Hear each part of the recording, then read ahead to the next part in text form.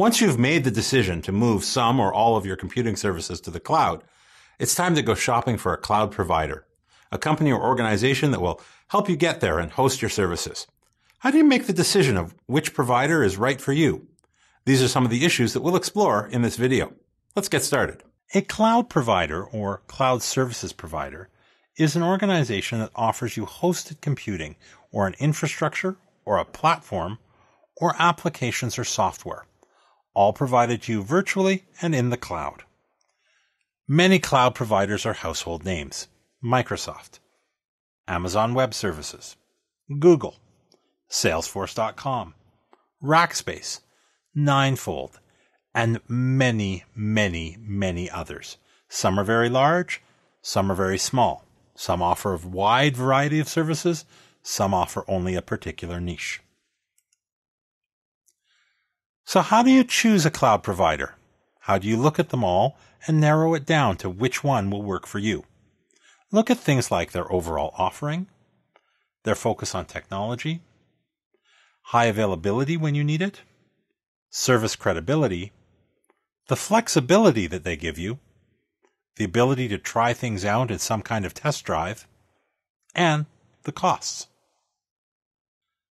What is their overall offering?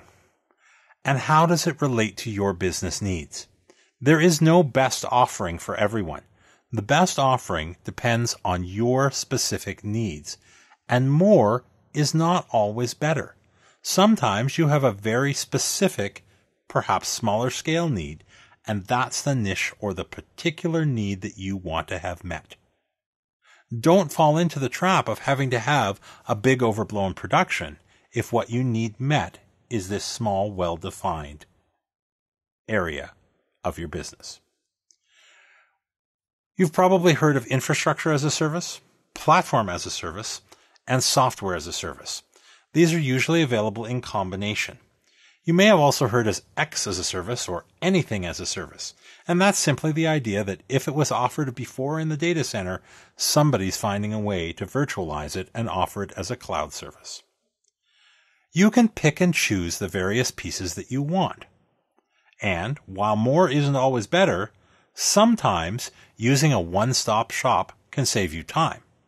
Sometimes it can save you money as well, because pricing might be adjusted if you go for the full package. But sometimes there's also more risk with the full package. So again, there's no best offering for everyone.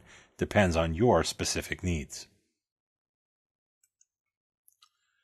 High availability is the idea of keeping your services available to your users with a minimal amount of downtime, sometimes measured in less than minutes per year. High availability may not be a necessity when you first look at moving a service or application to the cloud, but being able to achieve high availability is usually a good option, particularly if it's something that you can add later incrementally as needed. But high availability comes with a cost. However, a cloud-based service is one of the best ways to offload a lot of that cost until you need it. It can be quite expensive to configure a highly available application on premises. By sharing the resources across the infrastructure or platform that you're purchasing as a service, that cost is minimal to you as an individual site. But do ask your provider for an overview of the architecture to understand if and how that provider can provide high availability to you. Platform uptime is usually talked about in terms of nines, from 99.9% of the time to 99.999% of the time. That 5.9 value is only a few minutes a year that your service is not available. So ask about their uptime and whether they're committing to that uptime through a service level agreement as part of your contract or agreement with them. And ask if that service level agreement offers any kind of compensation if service levels are not met. Are they targets or are they binding agreements?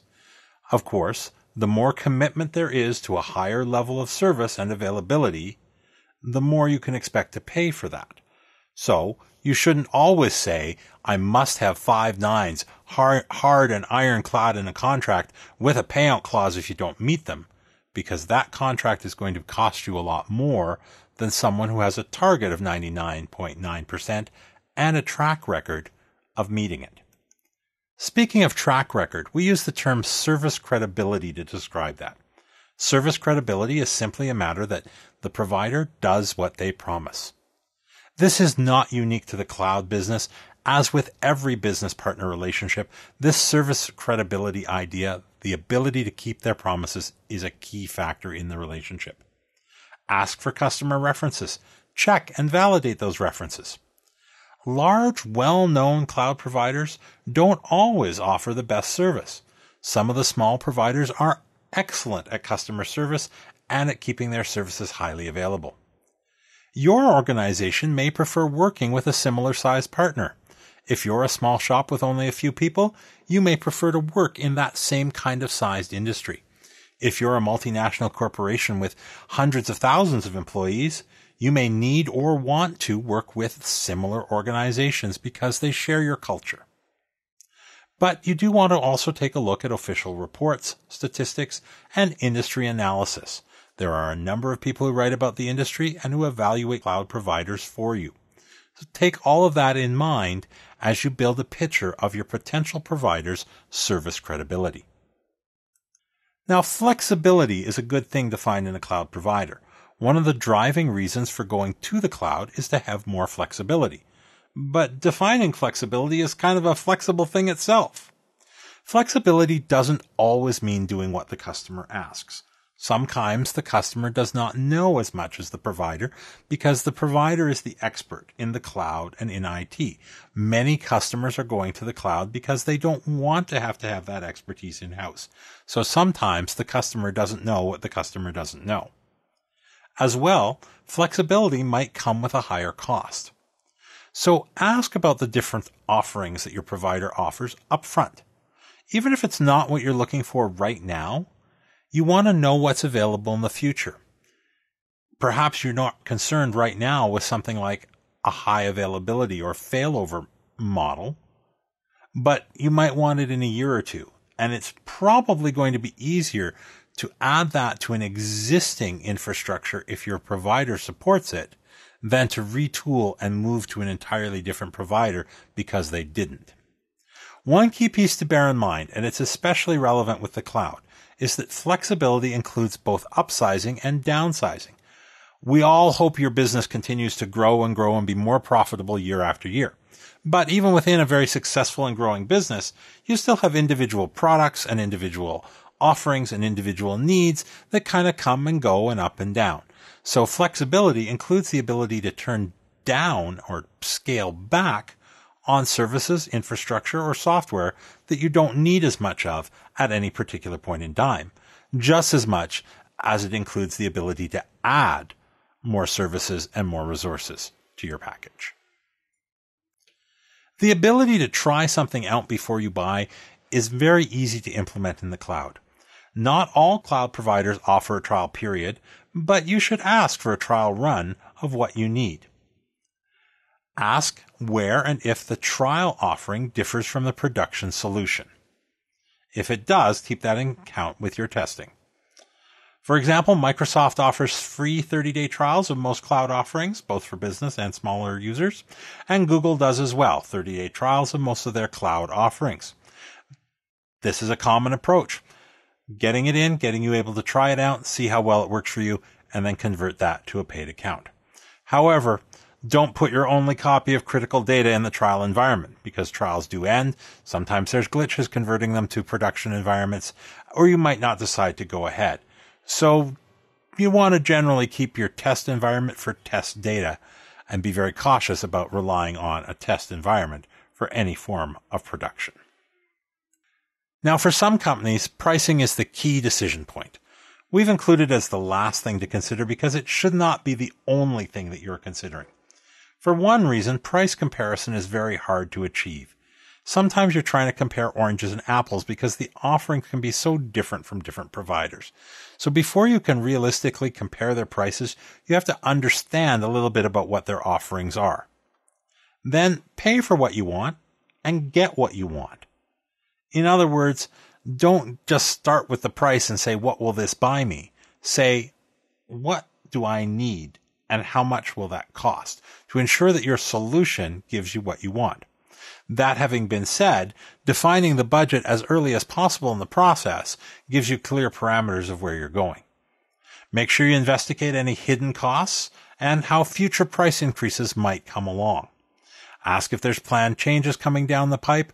Ask if your price is locked in for any period of time.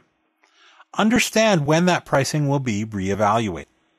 In general, cloud pricing is per something, per user, per device, or per resource, and per month or occasionally per year. So it's pretty common to see this per something.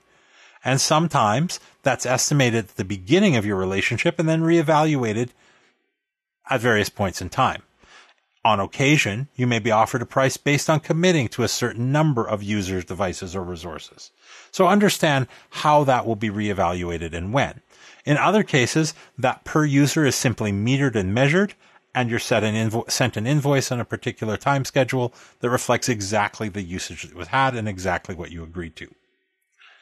Many providers will give you the opportunity to prepay or to contract for a larger bulk of services in order to reduce the cost of the individual per user, per device, per whatever. Consult with both your finance department as well as your IT department to evaluate the value of that prepayment. Sometimes you'll find out that it's a great deal, and other times the accountants will say, no, given our cash flow, it really doesn't save us anything at all. So that's something to take into consideration as you're evaluating the price.